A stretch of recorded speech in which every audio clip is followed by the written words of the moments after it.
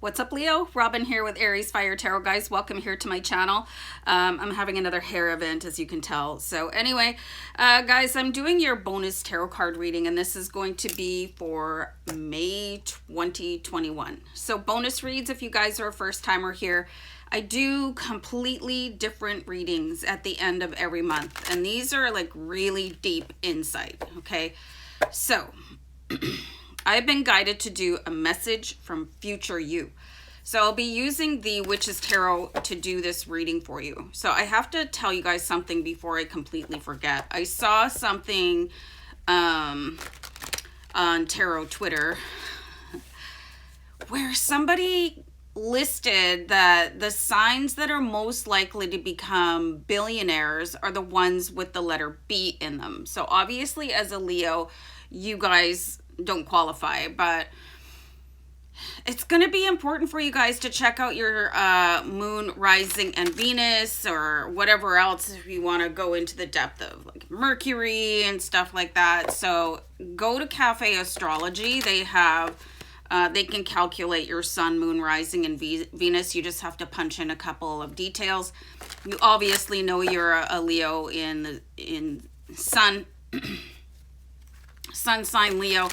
So I found that really fascinating, and I just keep on seeing, like, you guys have the most upward trajectory for wealth and abundance out of any sign that I've seen, including Aries, which I am. So just thought I'd throw that little tip at you. Hope you guys have fun while you're here. So I'm going to anchor off this reading, message from future you. We're going to start it with a butterfly oracle card, and then I'm going to clarify out with the Witch's Tarot. Okay, I was going to stop and pull a card, but I was told not to. So here's your card. We're going to start with that. I have no idea what it says. I can't see it yet. Oh, wow. Grief work, this says. Huh. Okay. All right, Leo. So what's going on here? You know, obviously there's a little bit of work to do for you guys. Usually your readings are so sunny and positive, but there is something, and maybe you're not letting it shine through because you feel like you have to be the rock for your world, you know, where you have to be the strong one and hold yourself up and not have any sort of flicker in your armor. Grief work could also be shadow work, you guys.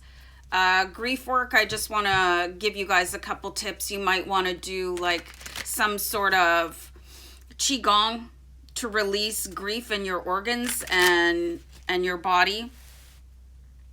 You might want to do an aura cleanse for grief. Okay, so there's obviously something within you, and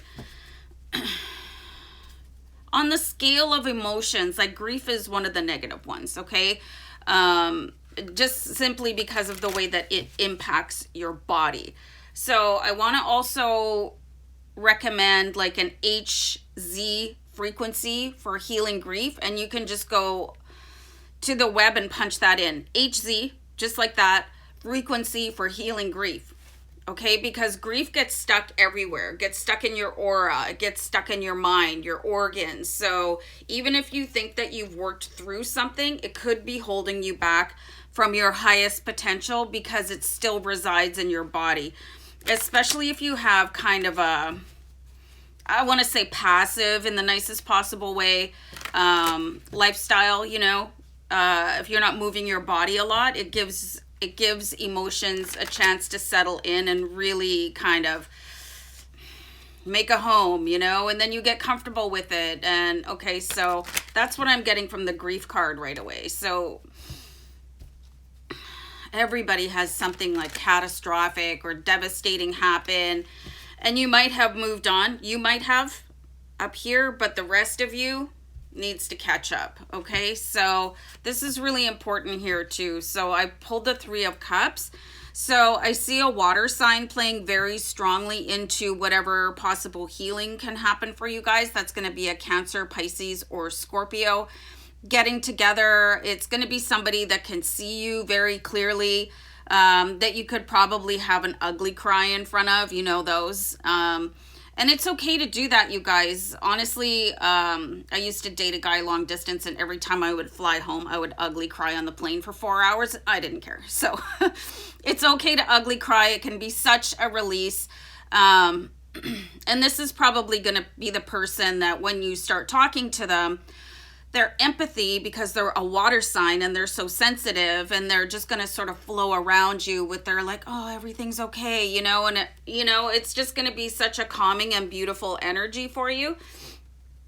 So your future you is really reaching out and saying, this needs to be looked at, okay? If it's something that's really hard and painful, you're going to have to stare it in the face, Leo. I mean, you're the strong one. You're the lion. You know, you're the king or queen of the jungle. So don't back down from this. Like, this is going to be one of those hurdles that if you don't clear that karma, if you don't clear that chi within yourself, like, where are you going to go? And I just saw angel number 555. So that's a game changer, life changer angel number. So you can look that up.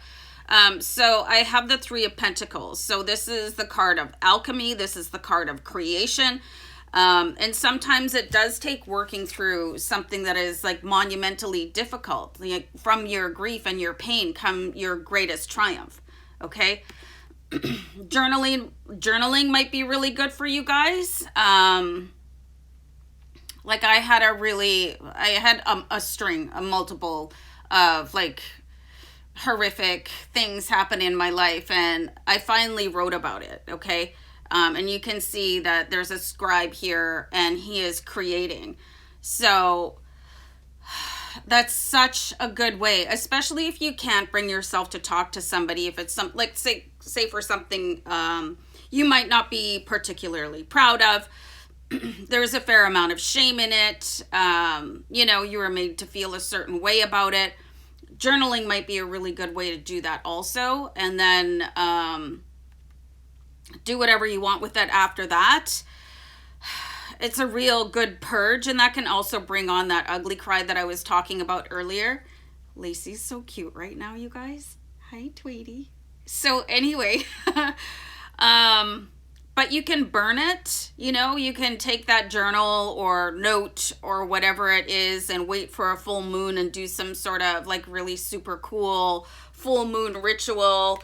You don't have to be a witch or anything to do that. It's just the full moon is an extremely powerful time to do that. I'm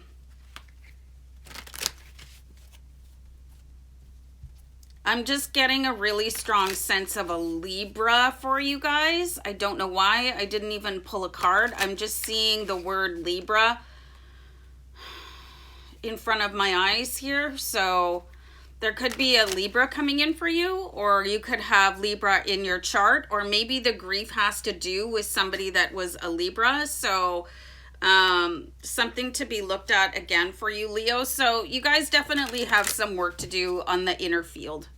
But what was I just saying about some sort of full moon ritual? And then I pulled the moon card. Okay. So the moon is going to play a really powerful role in your future healing. And it could also have something to do with where you get to in your life. So you know that the planets enter certain signs at certain whenever, okay? Like, I don't follow the planets. I do follow the moon, just so I can do full and new moon readings. So I'm going to recommend to you guys, and I don't know if I have told you about this before, there's like a planetary chart, and it shows where the sun is in what sign. So you guys might really want to start, I think it's called an astrological calendar. So I think you guys should like print one off or have it saved to your favorites or something like that. And when you're planning to make steps forward, you want to check that. Is this a good time for me to have a meeting? Is this a good time for me to meet a new person? Is this the good time for me to invest my money? The moon is going to be very powerful. You might want to pay attention to when the moon is in your sign. I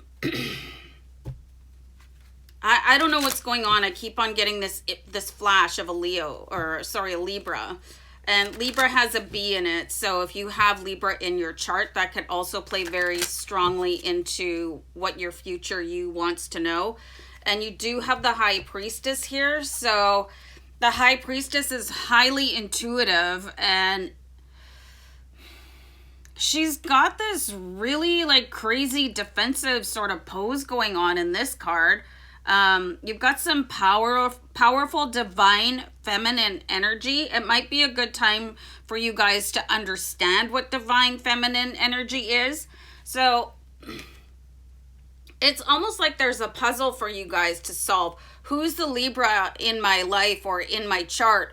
When is the best time for me to purge things? Like, and look at that astrological calendar. There might even be a time, I didn't really pay too much attention to it. There might even be a time like, when is a good time to resolve issues or talk about things that are very difficult for me? Like, I really see where your knowledge of what is going on around you and increasing your intuitive powers and being more in tune and balanced.